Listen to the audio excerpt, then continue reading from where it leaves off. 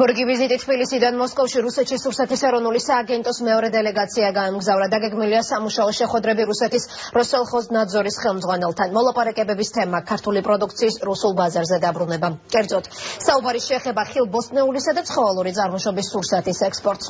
ქართული დელეგაცია რუსულ მხარეს საქართველოში სურსათის უვნებლობის კუთხით არსებულ კანონმდებლობას და კონკრეტული კონტროლის მექანიზმებს გააცნობს.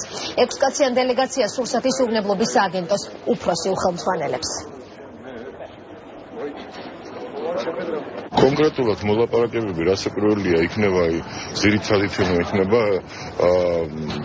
ქართული პროდუქციის მხედველობაში მცენარეული და ცხოველური წარმოშობის სურსათი მისი ექსპორტი რუსეთის ფედერაციაში. ანუ ჩვენ გვინდა რომ ჩვენი პროდუქცია დაბრუნდეს თავის ტრადიციულ ბაზაზე.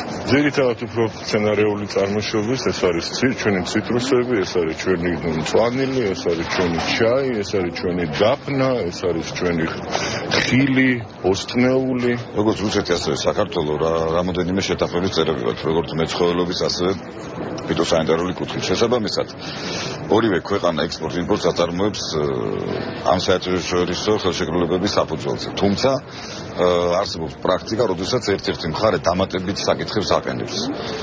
და სწორედ ამ საკითხებზე ალბათ გვექნება საუბარი, რა დამატებითი მოთხოვნები ექნება რუსეთს ჩვენი პროდუქციისათვის და შესაბამისად ეს საკითხები იქნება შემდგომში გათვალისწინებული.